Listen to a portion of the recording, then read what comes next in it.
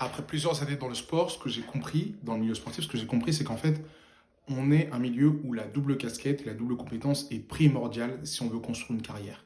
Aujourd'hui, c'est pas possible d'être que entraîneur. Peut-être que si tu veux monter dans les échelons et être professionnel, bah, faudrait être entraîneur et analyste vidéo, entraîneur et préparateur physique.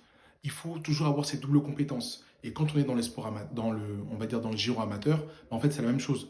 Quand aujourd'hui tu es entraîneur, je sais pas moi, de football, bah, faut être entraîneur de football, certes, pendant, je sais pas moi, le soir ou par rapport au scoop ou aux heures qu'on t'a donné. Mais à côté, est-ce que tu peux pas avoir cette activité dans les temps d'activité périscolaire ou créer un peu ta propre communauté autour du football pour développer peut-être les jeunes gardiens? C'est ces éléments-là qu'il faut avoir, toujours avoir cette double casquette dans le sport. C'est primordial si on veut construire son processus. Et c'est dans ce cadre-là que du coup, c'est plus facile de développer sa carrière, de compléter ses heures, ou même de les faire augmenter, de passer des caps supplémentaires. C'est essentiel dans le sport, avoir la double casquette. Et même si derrière vous allez en STAPS, vous allez en BPGEPS, les deux ne sont pas juste en guerre. Ce qu'il faut comprendre, c'est que vraiment, les deux sont complémentaires. Parce qu'aujourd'hui, euh, quand tu es un éducateur sportif, le fait est que l'employeur regarde, ok, tu es un BPGEPS, tu es en STAPS, il va dire c'est quasiment la même chose.